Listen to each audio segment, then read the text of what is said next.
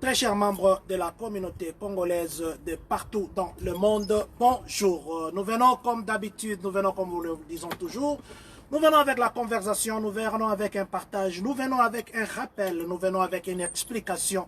Nous venons juste vous dire ce que vous connaissez déjà. Pour les uns, ça sera une histoire. Pour les autres, ça sera une information. Et pour vous qui nous avez envoyé vos informations, ça sera juste un partage. Aujourd'hui, nous sommes le mardi 21. Aujourd'hui, c'est le mardi 21 avril 2020. Nous avons quelques sujets à partager. Nous avons, vous savez, il y a eu beaucoup de choses qui se sont dites. Il y a par exemple le discours que le gouverneur a fait hier. Bonjour Monsieur Prince, merci d'être en ligne.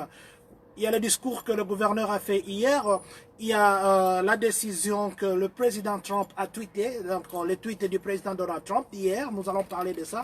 Nous allons aussi parler de Amazon. Amazon, comment ils font pour procéder à la température, parce que vous savez que pour ce temps ici, les gens prennent la température pour éviter que celui qui est contaminé ou celui qui est malade puisse entrer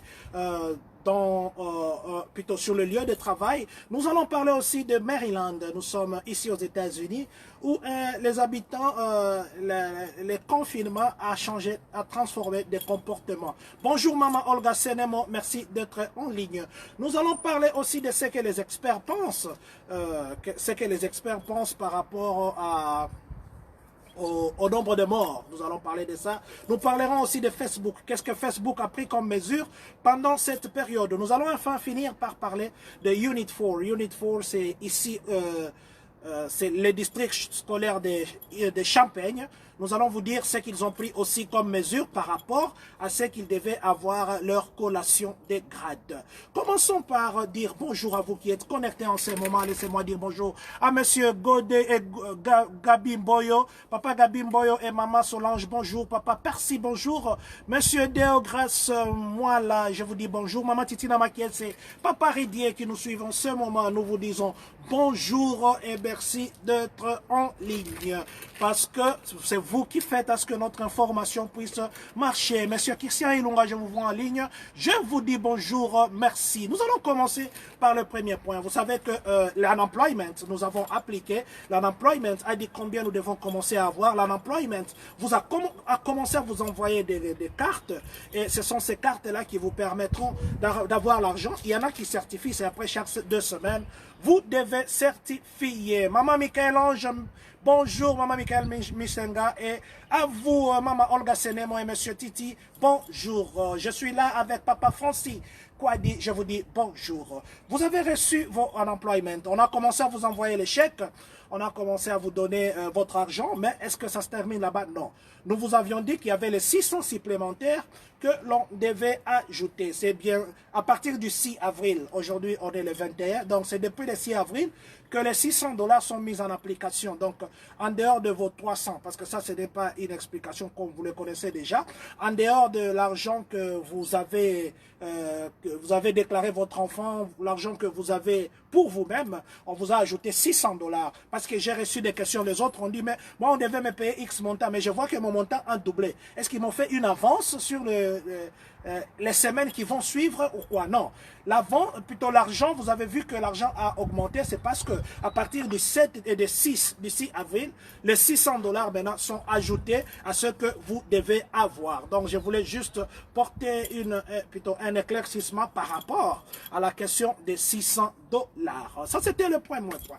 Nous allons maintenant parler de notre gouverneur JB.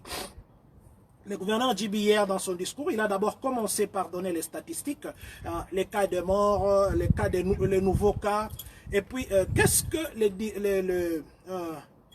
l'État d'Illinois veut faire en ce qui concerne les prochains jours. Surtout, il s'est attardé sur les hommes de vieillards, parce qu'actuellement, on a remarqué que les hommes de vieillards c'est un lieu de concentration des virus. Et ils ont même dit que tous ceux qui travaillent dans les hommes de vieillards présentement, ils doivent commencer à se conformer. Ceux qui ne vont pas se conformer, ils vont prendre des mesures très dures. Bonjour à vous, Papa Anissé Badi Banga. Merci d'être en ligne.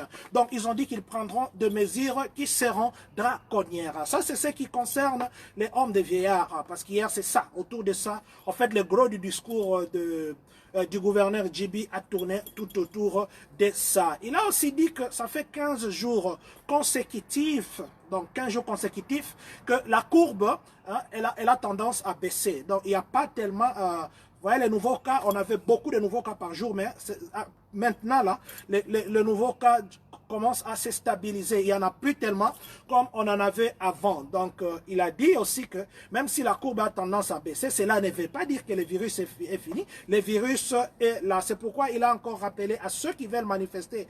Il a dit que ça ne sera pas une bonne chose parce que vous voyez, manifester, qu'on réouvre le pays, c'est bien, même les States. Mais vous allez vous confiner et ça, ce ne sera pas une bonne chose. Ça, c'est ce que le gouverneur a dit. Il a dit aussi que non, actuellement, par rapport aux besoins en matériel, le surplace, donc les universités, l'université de Uvail, les autres universités de Chicago, les experts en médecine sont en train de tout faire pour que ici, localement, nous puissions nous-mêmes avoir les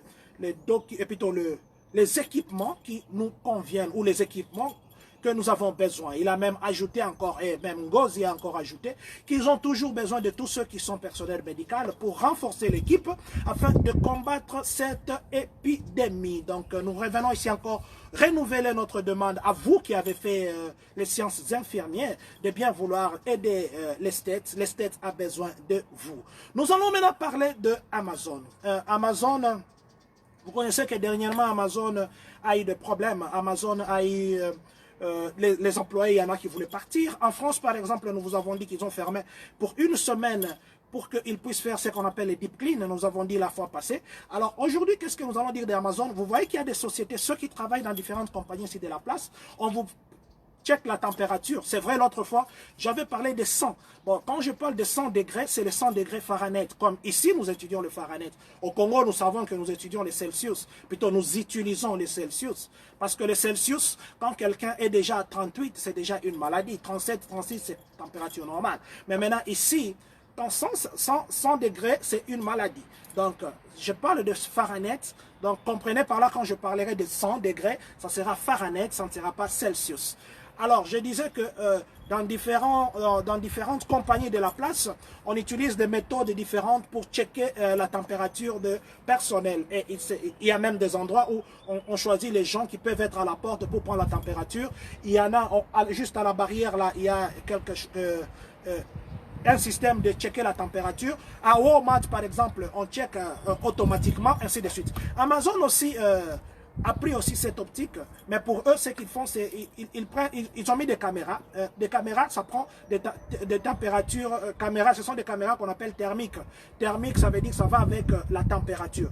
Ils ont mis des caméras thermiques, donc ils n'ont pas besoin de venir vers vous. Ils ont besoin... La caméra va vous filmer et ça vous prend votre température. Et même les travailleurs sont contents. Ils disent que ça ne demande pas beaucoup de temps. Donc c'est juste...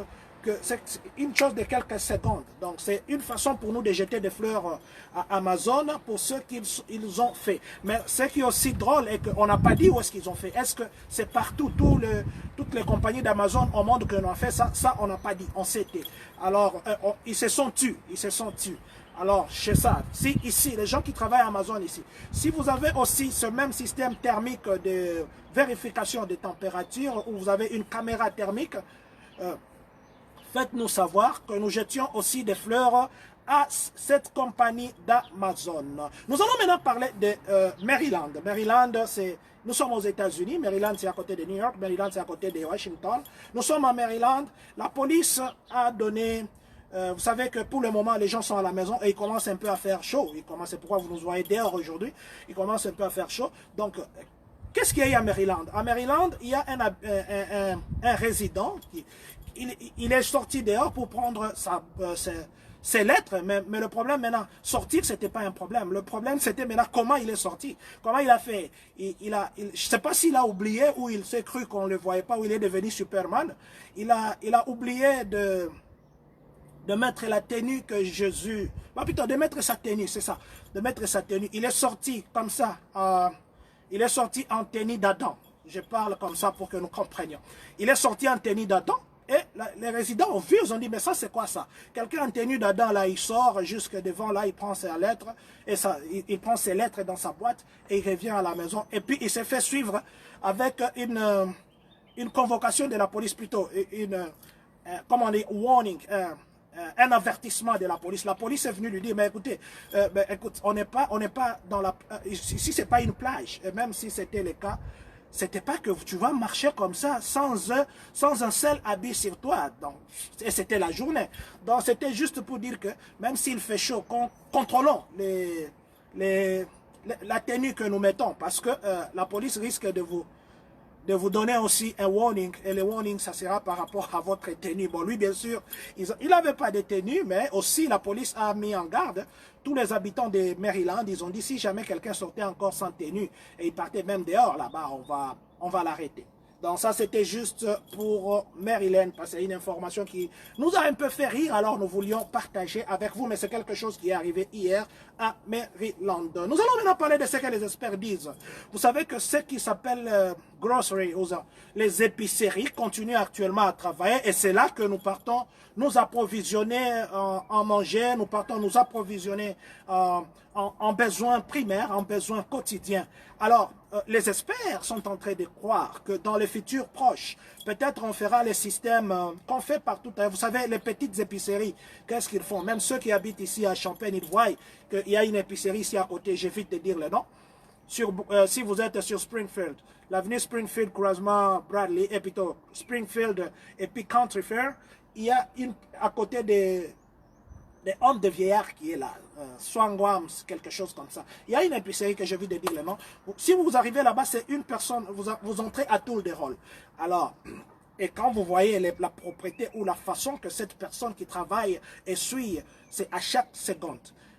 Maintenant, qu'est-ce qu'il y a eu? Il y a maintenant les experts, les études qu'ils ont faites, ils ont dit que même le gros, comme par exemple Walmart et les autres, ils auront maintenant besoin de faire le même système. Vous savez que pour le moment, ils limitent un certain nombre de personnes, mais ils se sont rendus compte que les grosses épiceries sont victimes. Il y a eu au moins, excusez-moi, 10 personnes qui sont mortes, qui travaillent dans les épiceries, qui étaient contaminés de coronavirus. Alors ils se demandent, malgré qu'ils portent les masques, malgré qu'on check leur température, malgré qu'ils essuient et qu'ils lavent le main, malgré qu'ils portent les gants, mais ils sont contaminés. Alors les experts disent que dans le futur très proche, ça serait que même les gens qui ont des grosses épiceries, on pourrait changer, ils pourront changer leur façon de faire. Ça sera peut-être que les gens qui ont des épiceries, on va leur demander, bien sûr, de commencer aussi à faire entrer les gens autour de rôle pour épargner ces travailleurs qui ne soient pas atteints de coronavirus, parce que vous ne savez pas quel client que vous recevez. Est-ce qu'il est contaminé ou pas? Donc c'était juste pour vous dire, ne soyez pas étonnés si peut-être dans le futur, on ne dit pas que c'est ça parce que c'est une étude des experts. Non, non, ne soyez pas étonnés que si dans le futur, on commence à limiter aussi le nombre de gens qui, plutôt, soit à faire entrer les gens autour des rôles, ou encore la proposition qui est là, ça serait que vous achetez en ligne ou bien vous passez une commande, on vient vous déposer. Ça, ce sont les études des experts. Peut-être on va y arriver, peut-être qu'on n'y arrivera pas. Donc, c'était juste pour vous dire que nous devons aussi prendre des précautions. Nous devons prendre des précautions parce que, excusez-moi, parce qu'on ne sait jamais. Alors, ça, c'est ce qui était de... Ça, c'est ce qui est des épiceries. Nous allons maintenant parler de Facebook. Vous savez, l'autre fois, je vous avais dit que nous avions posté un document qui vient d'une source très sûre, une source très vérifiable, où nous avons parlé d'un mélange, mais ces documents étaient bloqués directement. Quand nous avons posté, après, je crois, 30 secondes, c'était bloqué, et même c'était écrit là-bas que ce sont des fanfaronnards. Non, ça c'est le terme que moi j'ai utilisé. Ce sont des bobards, voilà. Disons bobards. Pas bobards, c'est un peu filtré. C'était dit que c'était des bobards parce que simplement que ça disait qu'il y avait un mélange qu'il fallait faire pour lutter contre ces virus. Alors Facebook avait bloqué notre propre publication qui n'avait rien à voir avec la politique, qui n'avait rien à voir avec les insultes, parce que nous, notre devise, c'est le respect et éviter la politique parce que nous sommes une communauté. Et maintenant, Facebook a donné les avertissements, surtout ceux qui habitent Californie. Comme vous savez, l'autre fois, on a ouvert les beaches. Les beaches, c'était, comment on appelle les beaches? Les beaches, c'est la plage. Et les gens sont partis, ils se sont confinés, ils prenaient même pas des mesures de se protéger. Et ça, c'était la semaine passée. On ne vous avait pas parlé de ça. Et même beaucoup d'autres gouverneurs ont condamné les gouverneurs. Pourquoi ils devaient ouvrir les beaches? C'est vrai que les gens ont besoin d'aller se baigner, il fait chaud, tout ça, mais quand même, la santé des personnes devait passer avant. Maintenant, les gestionnaires de Facebook, ils ont pris des mesures, surtout pour ceux qui habitent Californie, ceux qui habitent New Jersey, ceux qui sont Nebraska, donc New Jersey, Californie et Nebraska, ils ont pris des mesures pour leur dire que non, écoutez, si vous postez des choses qui sont contre l'ordre de rester à la maison. Parce que vous savez, pour le moment, comme nous vous l'avons dit, même ici à Illinois, il y a 5 maires qui mettent maintenant la pression sur le gouverneur pour qu'on puisse réouvrir les business. Mais maintenant, il y a les Californiens, il y a les gens qui habitent Californie, il y a les gens qui habitent New Jersey, il y en a qui sont à Nebraska, qui font des manifestations avec des banderoles pour réclamer qu'on puisse réouvrir leur État. Mais maintenant, Facebook a pris des mesures. Il a dit, toutes les manifestations qui ont trait à dire qu'on ouvre le pays, ils ne vont plus commencer à faire passer ça. Ils vont commencer à bloquer ça. Ils vont bloquer ça pour que ça ne passe pas parce que c'est une façon d'insurger les gens. Parce que ce qui compte pour le moment, c'est la santé. Ce qui compte, ce n'est pas le plaisir. Ce qui compte, c'est vrai que les gens s'ennuient à la maison. C'est vrai que les gens aussi, il y en a qui ont perdu leur argent, il y en a qui ont les petits business qui ne travaillent pas. Mais ce qui compte pour le moment, ce qui compte, c'est pour le moment, je disais, c'est la santé. Alors Facebook a pris des mesures pour commencer à bannir, pour commencer à ne pas accepter que de telles publications puissent passer. Donc si demain vous aussi, vous venez avec votre pancarte et là vous dites, réouvrez les activités, vous verrez qu'on ne vous publie pas. Donc ce sont les mesures que Facebook a prises juste pour vous dire que quand vous faites vos posts, il faut être très prudent. Il faut savoir ce que vous postez et ce que vous ne postez pas. Nous allons profiter à cette occasion pour donner un petit conseil. Vous savez, les appels, par exemple, nous restons avec 2 points. Avant ces 2 points, nous donnons un petit conseil. Les appels que l'on fait, par exemple, l'appel vidéo. L'appel vidéo, c'est un appel intime. Pas très intime, c'est un appel... vous passez cet appel pour quelqu'un avec qui vous êtes vraiment très proche. Et si jamais cette personne vous autorisez, vous pouvez appeler la personne, vous lui demandez si vous pouvez passer en mode caméra. Et en plus, il faut savoir à quelle heure appeler les gens. Vous ne pouvez pas appeler quelqu'un, surtout les mariés, vous l'appelez à minuit ou à 23 h par un appel vidéo. Vous l'appelez par appel vidéo pour qu'il vous dise quoi, pour que vous lui montriez quoi, ou que vous voyez quoi. Je crois que dans l'appel, ce qui importe, c'est la voix, ce n'est pas l'image. À moins que vous demandiez la permission à la personne de passer en mode vidéo. Là, c'était juste un conseil que je donne à nos amis, que nous donnons, parce qu'il y a 3 jours, nous avons lu des posts, il y a les gens qui se plaignaient sur ça. Ce n'est pas notre communauté congolaise, mais c'est une autre communauté. Mais nous avons juste profité pour nous conseiller aussi. Peut-être qu'il y en a aussi qui font de telles choses. Et ce n'est pas bien. N'appelez pas des gens par les appels vidéo, à moins qu'eux-mêmes vous le disent. N'appelez pas, ça ne fait pas bien. Vous allez, qu'est-ce que vous voulez voir? Qu'est-ce que vous voulez voir? Ce qui est grave, il y a peut-être aussi, il y a pas peut-être, il y a même aussi les gens qui appellent un marié qui appelle une autre femme mariée ou par appel vidéo. C'est pas normal, c'est pas bon. C'était juste un conseil. Si ça vous touche, je m'excuse si j'ai bien dit. Prenons ça en considération. Nous avons juste expliqué ce que nous avons lu. J'ai bien dit que ça n'est pas dans notre communauté. C'est quelque chose que nous avons lu qui se passe dans une autre communauté que nous ne voulons pas citer ici. Ce n'est pas une communauté congolaise, c'est une communauté étrangère. Parce que c'est quelque chose qu'on devait parler, on avait oublié de dire l'autre fois. Nous vous avons dit. Parlons du district 4, le district 4, le district de Champagne. C'est un district qui est dirigé par Madame Zola, qui est superintendante. Madame Zola, qu'est-ce qu'elle a dit? Parce qu'il y a 400 étudiants, comment on dit, 400 élèves qui sont à high school pour les districts qui doivent être graduates. Graduates, ça veut dire qu'ils doivent avoir leur graduate, voilà. qui doivent avoir leur collation. Merci, c'était le terme, excusez-moi, je pensais en anglais. Qui doivent avoir leur collation. Alors, je veux dire merci à vous, monsieur Kwavador Matakumba. Merci, monsieur Emmanuel Gikoudi Gilet. Merci beaucoup. Alors, je disais qu'il y a, dans le district ici, qui est dirigé par madame Zola, il y a au moins 400 élèves qui doivent être gradués. Vous savez que cette cérémonie, ça marque, c'est pour toute une vie. Ça vous marque. Alors, avec ces confinements, il était difficile pour le district d'organiser les collations.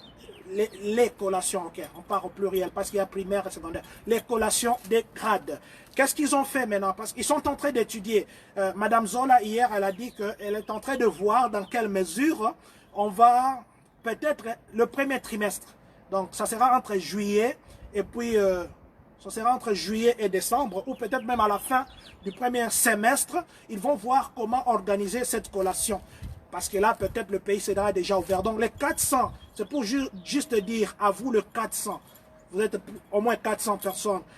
Ici, les élèves d'ici au district 4, qui est le district de Champagne, que votre superintendant, qui est Zola, a dit qu'elle est en train de voir dans quelle mesure organiser votre collation, même après le premier semestre. Donc c'est cet intervalle-là. Je crois que si ça ne s'organise pas maintenant, ce n'est pas quelque chose de perdu. Vers le premier semestre, vers la fin du premier semestre, on va vous en organiser. Alors prenez votre mal en patience. C'est juste une partie remise. Vous aurez votre collation.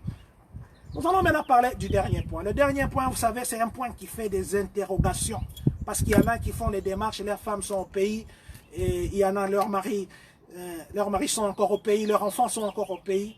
Vous savez que le président Donald Trump, quand il faisait sa campagne, c'était parmi les priorités, c'était diminuer ou soit réduire l'immigration légale ici aux États-Unis, chasser beaucoup de ceux qui ne sont pas en ordre avec les documents, et puis limiter l'accès. Donc pour lui, c'était les gens qui méritent. Donc lui, il était plus sur la méritocratie. Et il disait même qu'il voulait que les caucasés viennent, parce qu'ici, il n'y a pas beaucoup de caucasés. Et vous savez qu'il négociait, il y avait même des rumeurs qu'il négociait l'espace pour acheter de ce côté-là. On ne va pas entrer sur cette piste. C'est juste, on va parler de son tweet. Hier, il y a ce qu'il a tweeté. C'est pourquoi je dis que nous ne venons pas pour vous informer, c'est juste pour converser.